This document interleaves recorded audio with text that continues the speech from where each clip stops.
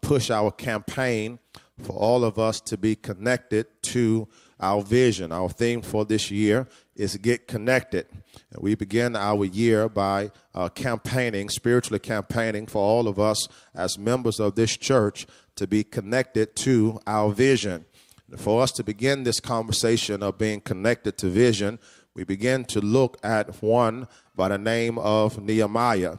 It is believed that if you are going to have a serious conversation about vision, that you must consider Nehemiah, because Nehemiah is the champion of vision.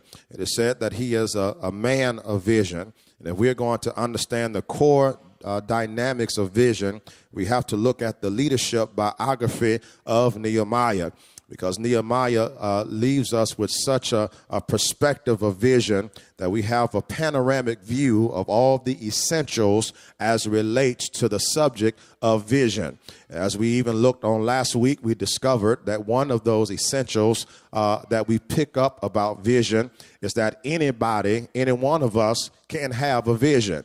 Any one of us can obtain a vision for our lives, that you do not have to be someone who is super anointed or someone who is super significant to obtain a vision for your life, but that any man, any woman, any teenager, any child can have a vision for his or her life. And Nehemiah even writes with his own hand, his own pen, and he says that even me, myself, I was not a person who was highly significant, but I was only a cupbearer. I was a person who was a present-day bartender, and I got a vision one day for my life. I got a vision for what God would have me to do. Nehemiah writes that there was nothing significant about him. He was a cupbearer, that he fixed drinks, that he poured wine in the cup of the king. But one day he was successfully able to coordinate a project that needed to be done, a project that had been ignored and overlooked for almost 100 years. And the reason he was able to successfully do this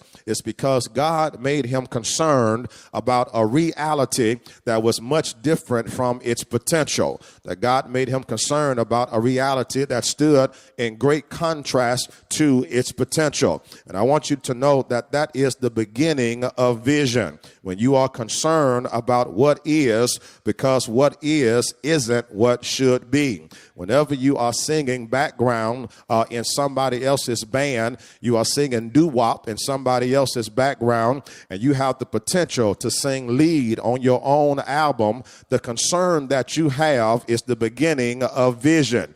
That concern to get out of the background singing doo-wop and to get into the forefront and make your own album is the beginning of vision. Whenever you are financially stressed, but you make enough money to be financially secure, that concern that you have for what is in contrast to what is supposed to be is the beginning of financial vision. It is the beginning of you deciding to get the ball rolling from what financially is in your life towards what financially should be for your life. And understand that it's the same process for any demographic of life, whether we're talking about your ministry, whether we're talking about your family, whether we're talking about your career. Vision requires that you get the ball rolling from what is towards what should be. And that's exactly what Nehemiah does here in the book of Nehemiah. He got his vision to rebuild the walls of Jerusalem, to rebuild the gates of Jerusalem, and he decided that he needed to get the ball rolling from what was to what should be. But I want to talk today about how Nehemiah decided to get this ball rolling, because Nehemiah was not a person who was recklessly spontaneous with his vision. He was not a person that was impetuous. He was not a person that was unprepared. Remember on last week, I told you that when Nehemiah got the vision, that the first thing he did was he waited. That Nehemiah waited. He got the vision, but he waited. The text would have us to know that for almost half a year, Nehemiah was waiting. And it seems as if this was a very unproductive time for Nehemiah, because he did not do anything to chase after the vision. But contrary to the way that it looks, this was really the most critical and the most productive time for Nehemiah, because Nehemiah did two things to make his vision live, that I believe that if our vision is going to live, or if your vision for your life is going to live, we got to do these same two things. Pastor, what are those two things? First of all, Nehemiah prayed. Everybody say he prayed. He prayed. The first thing that he does to make his vision live is he prayed. And I want you to know that if you and I are going to have our visions to live, whatever your vision may be, that we must practice the spiritual discipline of prayer, because prayer is a critical element to your vision being developed. Brothers and sisters, prayer does two things. Prayer, first of all, keeps us dependent on God, and the second thing prayer does is that it keeps us expecting our vision to come to pass. When you pray, that's your way of telling God that I'm depending on you for my vision to live, and it's your way of telling God that I'm expecting this vision that I have to come to pass for my life. Whenever you stop praying over your vision, you are thus communicating to God that I no longer need you for this vision to live, or that I'm no longer expecting this vision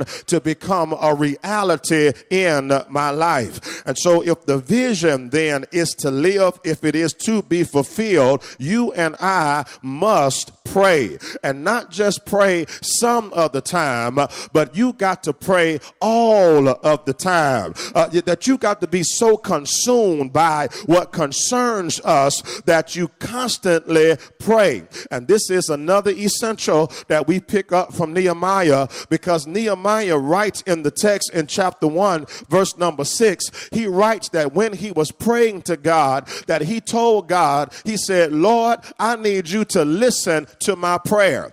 He said, Lord, let your eyes be upon my prayer and let your ears be upon my prayer, because this is a prayer that I'm going to pray every night, and I'm going to pray it every day. Nehemiah, in his prayer to God, tells God that I'm going to pray about this vision every night and every day. And friends, when you pray about your vision every day and every night, that's your way of letting God know that I'm serious about my vision, that this ain't no play thing, God. I'm serious about my vision, and I am expecting my vision to live. And if you have decided to chase after a vision, you need to keep your vision before the ears of God. If you have decided to take your vision seriously, you got to tell God, I'm not going to stop praying about this until it breaks through. If your vision is worth it, if it's worth you constantly praying, you got to keep asking God to favor your vision until your vision comes to pass. Brothers and sisters, even in the face of discouragement, even in the face of doubt, you got to keep praying until your vision lives. You got to keep praying until you can touch your vision. You got to keep praying until you can walk in your vision. You got to keep praying until your vision manifests.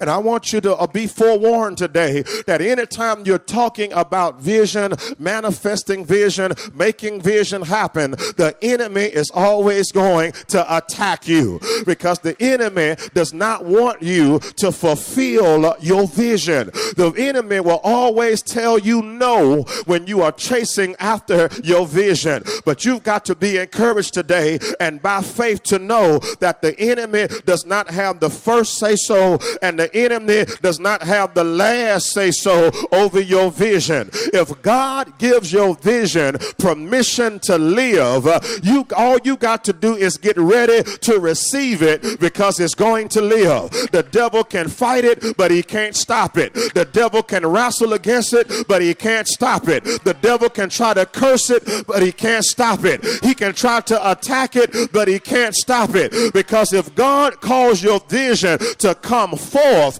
all you got to do is believe God that it's going to happen. Tell your neighbor, whatever your vision is, just believe God and it's going to happen.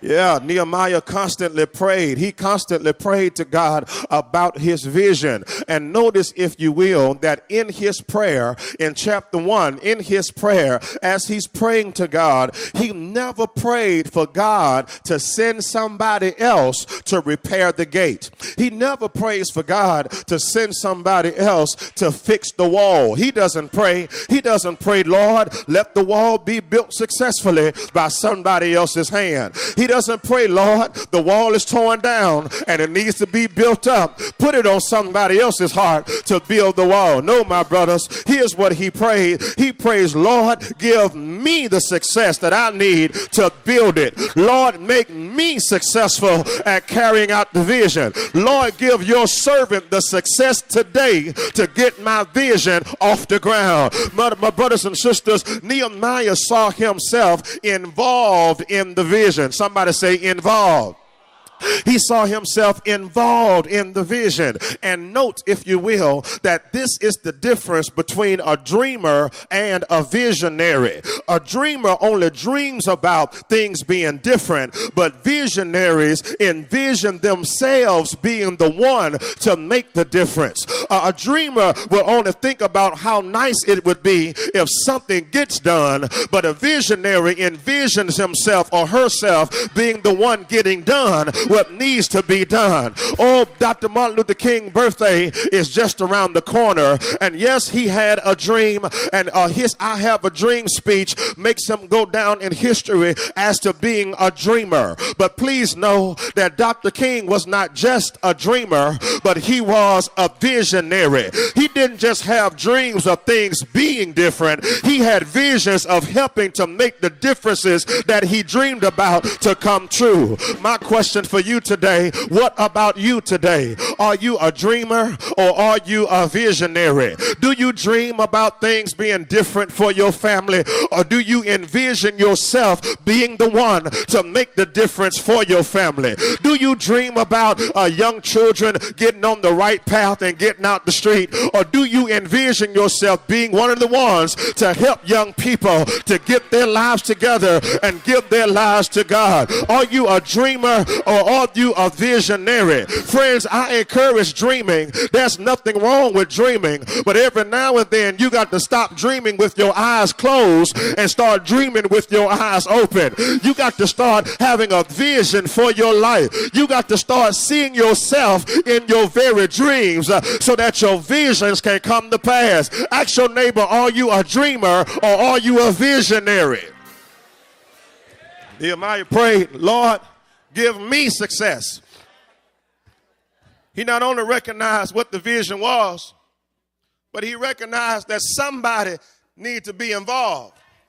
And he recognized that I'm the one that personally needs to invest myself in this vision that God has given me. So he prayed, Lord, make me successful. He didn't want to be guilty, y'all, of doing what everybody else had done for the last 75 years. For the last 75 years, there were thousands of people that saw that the gates were broken and needed to be fixed, but they ignored the gates. For 75 years, there were people that saw that the wall was torn down and needed to be repaired, but nobody tried to repair the wall. They were idle and they were bystanders and they got comfortable with stuff being broken. But Nehemiah said, I don't want to be one of these kind of people. I don't want to be a bystander when something needs to be done. I want to be one of the kind of persons that's idle when I see God calling me to do something in my life. He says, I need to invest myself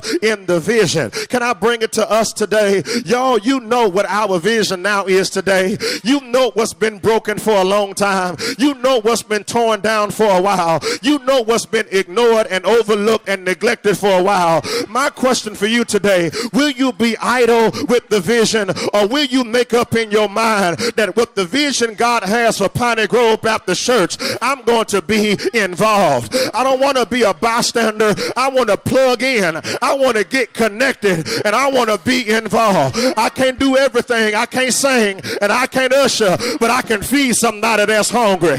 I can't preach and I can't pray like the deacons pray, but I can open the doors and tell somebody good morning. There's some things that I can't do, but there's some things that I can do. And I decided I'm going to pray to God and say, God, make me successful at what I'm going to do to make the vision come to pass. Even for your own vision, you got to pray, God, this is my vision. Make me successful in getting my life where it needs to be. Make me successful of bringing my children up in a holy home. Make me successful of getting my degree and starting my business. Make me successful. Anybody want to be successful? Dre said, I just want to be successful. But you should not just want to be successful in the natural world. You ought to want to be successful in the spiritual world. I want my anointing to go to another level. I want to preach on another level. I want to lay hands on the sick and the sick get well. I want to pray and put a demon on the run. I want my vision. I want my vision to come to pass. Nehemiah constantly prayed. He was so consumed by this vision. He prayed, Lord, make me successful. Church family, his vision lived, but his vision lived because he did two things. He prayed.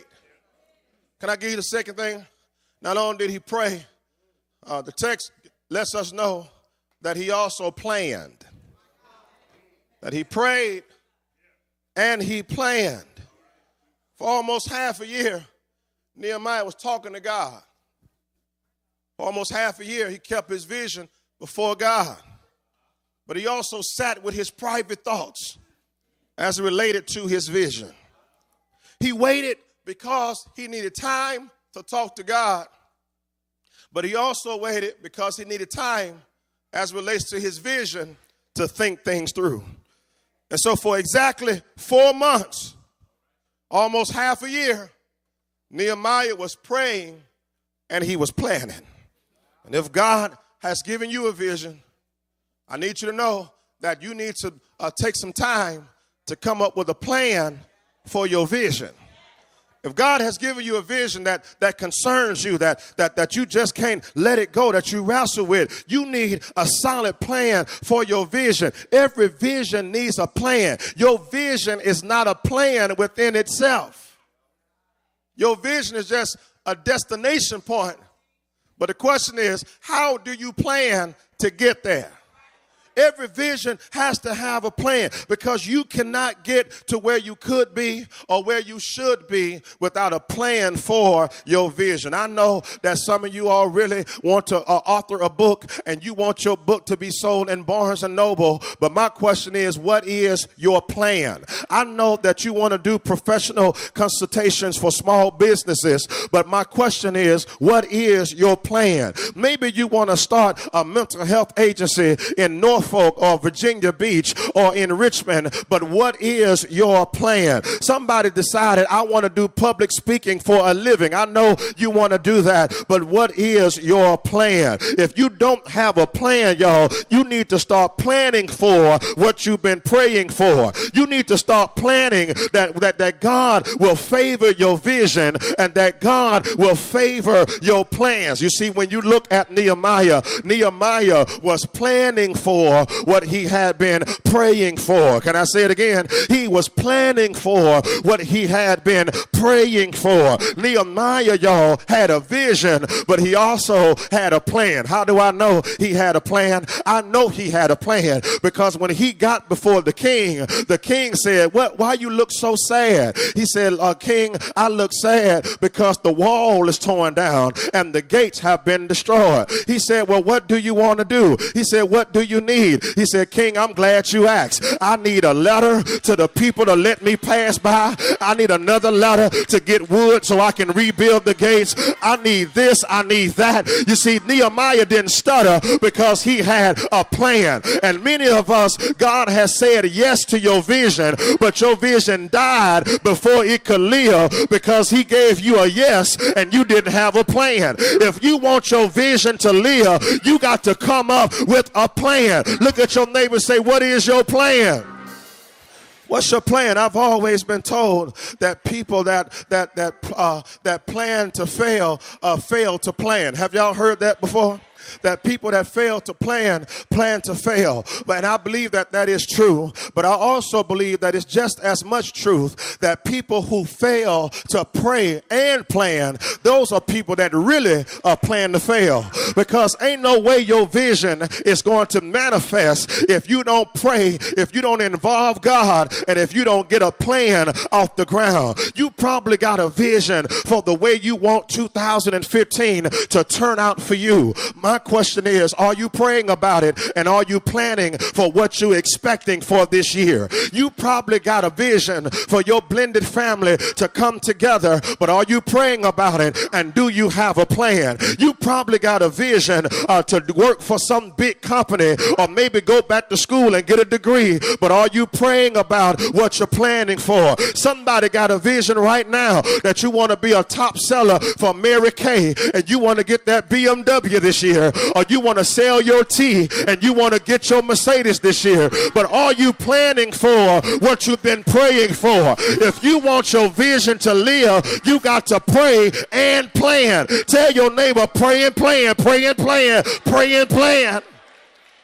You got to pray and plan. Those are two most important disciplines that you can use and acquire and utilize for vision. Praying and planning. If you want your vision to live to the best of your ability, you got to pray and you got to plan. And as I get ready to leave you here, I want you to note this, please note this, that every divine vision requires divine intervention. Let me say it like this. If God is the one that gave you the vision, you need God to be involved to make the vision come to pass. You cannot fulfill your vision without God. Are y'all here with me? You see, sometimes when you get a vision, you get what I call the what. Everybody say the what. When God gives you a vision, God has given you the what. When you got a vision, you know what to do. But oftentimes, you get the what without getting the how. Are you here with me? He gives you vision, he gives you what to do, but sometimes we find ourselves frustrated because we know what to do and we just don't know exactly how to do it, or we don't know how God is going to help us bring the what to pass. We know what God wants to do, but we don't know how we're going to do it. And know that you will always get the what before you get the how. Often God will never give you the what and the how at the same time. You will get the what before you get the how. But even though we can't find out the how after we've gotten the what, you've got to trust by faith that your God that you worship and that you serve, he knows both the what and the how. I figured out, my brothers and sisters, that what God originates, God orchestrates. That if God originates the what, God will orchestrate the how. I figured out by Bible teaching that the how is always a problem for us, but the how is never a problem for God. You remember when the angel came to Mary and told Mary the what? He told Mary that you are going to have a child, that you are going to get pregnant even though you are a virgin. Mary got the what, and the first question she asked was, how? The angel had to tell her that nothing is impossible with God. In other words, the angel had to let her know that what God originates, God will orchestrate. You remember Moses got a vision at the burning bush. Moses got a vision to bring the children of Israel out of Egypt, out of slavery. Moses got the what. He understood the what, but he did not get the how. But the Bible says as he walked with God, God along the way, God showed him the how. What about when Samuel told David that you are going to be king? Samuel came to a sheep boy and said, one day God has anointed you to be king. That Saul got the appointing, but you've got the anointing. Now David got the what, but he didn't know how. He didn't know how God was going to move Saul out the way and move a shepherd boy from poverty to royalty. He didn't know the how, but in time, y'all, God took care of the how. And that's what I want y'all to know today, that you don't have to know the how, that you got to trust that God will take care of the how. The vision that God has given us, it doesn't require us to know the how. Our faith is not built on the how. Our faith is built on believing God for the what and trusting God for the how. We don't know how we're going to build a brand new sanctuary, but we just got to believe that we will build and trust God with the how. We don't know how we're going to help senior citizens in nursing homes. We just got to believe that we will help them and trust God with the how. We don't know how we're going to feed hungry children in third world countries, but all we got to do is believe the what and trust God with the how. Even for your own visions, I stopped by to tell y'all, don't you lose your mind because you found out the what and didn't figure out the how, because the good news is that God knows the what and he knows the how. What God originates, God will orchestrate. As long as you pray about your vision and as long as you plan about your vision, God will show you the how. As long as you trust God for the what, God will give you the how. Shake somebody's hand and say, God will give you the how. He'll show you how to get your life back together. He'll show you how to bounce back from tragedy. He'll show you how to recover from divorce. He'll show you how to get your ministry off the ground. He'll show you how to pay for the school that you want to go to. He'll show you how to sell more product this year than you sold last year. He'll show you how to heal the hurt in your family. He'll show you how to get a promotion on your job. He'll show you how to get the resources that you need. He'll show you how to bring your vision to pass. I know all you know is the what, but don't worry about the how. God gave you the what, and he will take care of the how. Just pray and plan, and God will show you how. Touch somebody and say, neighbor, God is about to show you how.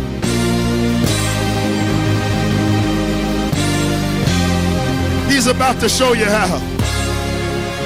Somebody need to get excited right there, because you've been beating your head up against the wall trying to figure out how.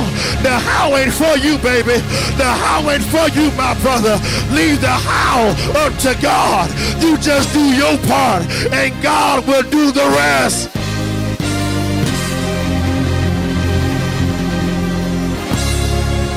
Come on, I'm done. I'm done. Stand to your feet.